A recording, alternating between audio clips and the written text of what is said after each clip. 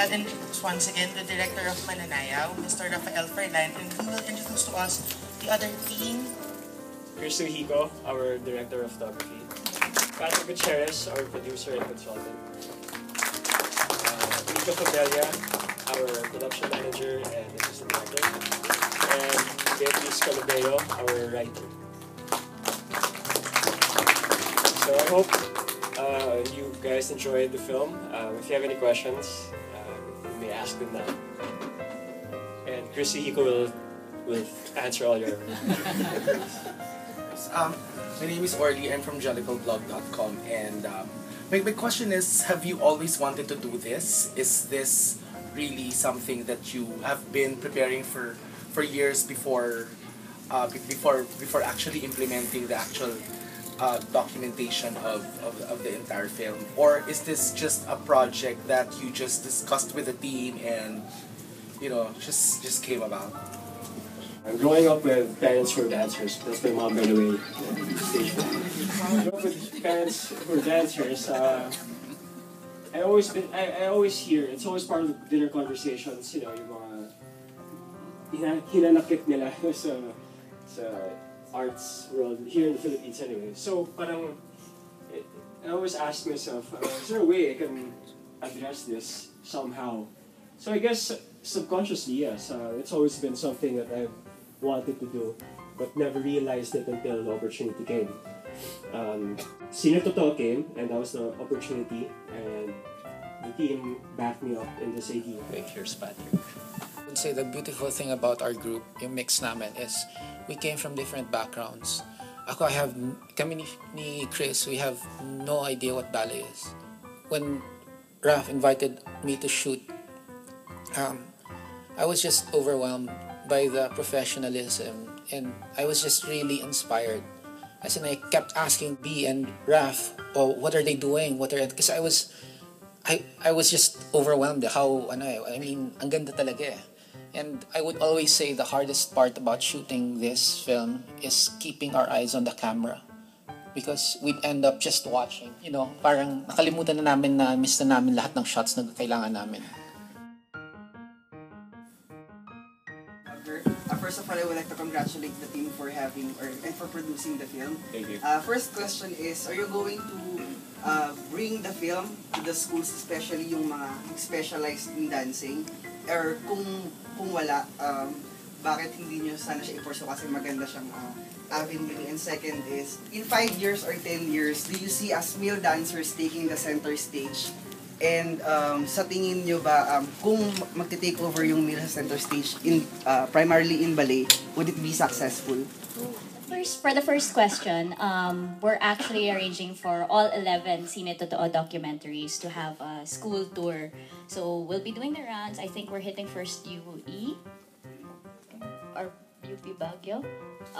But we will post it. Just stay tuned to our Facebook page and also the Cine Totoo Facebook page. You've seen one film, but there are also 10 other films that you can enjoy.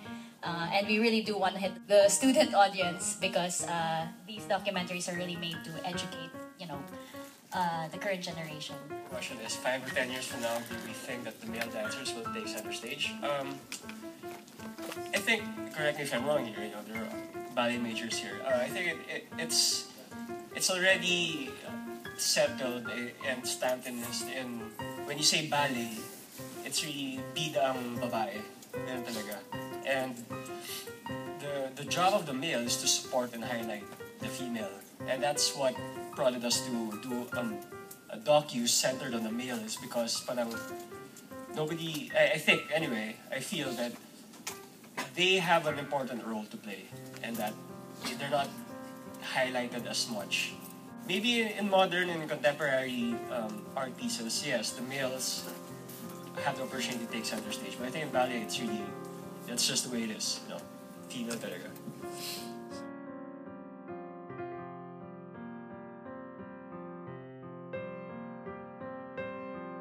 I just want to congratulate you because you extensively captured everything of what being a male dancer is. In the past years, the male dancer has really been missed out.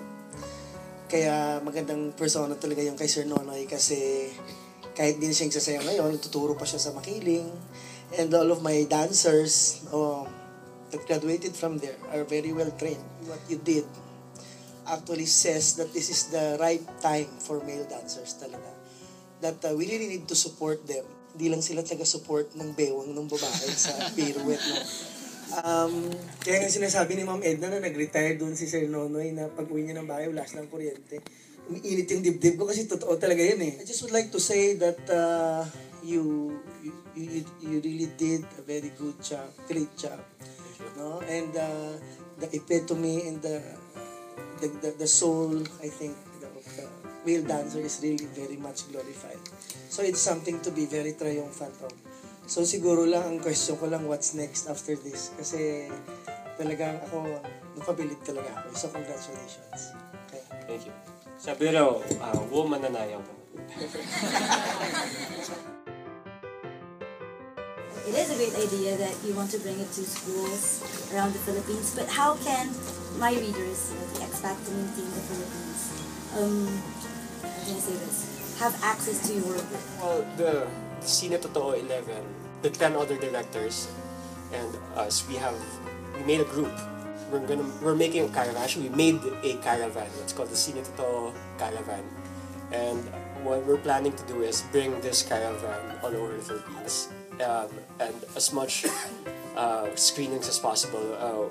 If I'm not mistaken, we're already in contact with Fully Booked, and we're planning to have a screening there for all 11 in Fully Booked in Fort. Follow Cine Totoo in Facebook. There's a Facebook page also for the Cine Totoo Caravan, and MANanayaw. We simultaneously post the schedules of the caravan in the MANanayaw Facebook page also. So bringing this film to the schools is really a wonderful thing because it not only educates the students, not necessarily for them to choose a career in dance, but for them to appreciate the Filipino artist. You know, to appreciate art, you must be able to see and watch, and it must be a habit because I watched when I was a child. If my parents didn't bring me to ballet or to the opera, I'll never be able to appreciate it in my old age. But sana it will convince the principal and the teachers to encourage their students to watch. And it's a wonderful thing that K-12 is now bringing this as part of complementary education, because it is complementary education. And it's been proven, and we've been saying this to sponsors, that students who watch the art, and ballet specifically, because you have to use your imagination. You have to be able to understand what the story is in the movement of the body. So it's a very intelligent way of appreciating the art. So this is a good way of, you'll be able to bring the audience here, because people will be appreciative of what the male dancers and the dance is all about. And so not just for ballet, but for the Filipino artists, because we're really good as artists. Thank you, Rafi, and for the rest of the team for sabi nga ni Ian, making this possible. So it's been an inspiring afternoon. I'm sure your minds have been disturbed in a positive way. Do you agree with me? I'm sure you have many realizations as well as questions right now. So baunin ninyo yung pag-uwi ninyo. Sa mga dancers na nandito, continue dancing. Pursue your dreams kasi nothing is impossible. So, on behalf of the CCP Arts Education Department, thank you for being here with us. Isang simpleng pag-recognize si Rafi as the filmmaker, so ibibigay namin to. So, thank you, Rafi. So, pagpatuloy mo lang, kapatid. So, let me read the citation. Certificate of recognition is awarded to Rafael Froilan for screening his film MANanayaw, a documentary on the male ballet dancer, awarded as special jury prize at the first Cine Totoo Philippine International Documentary Film Festival, held on November 7, 2014 at the CCP Tanghalang Manuel, Conde. Signed by Dr. Raul Sunico, President of CCP, and Ms. Eva Marie Salvador, Associate Artistic Director of CCP. So thank you again. Palakpakan po natin ang team ng MANanayaw.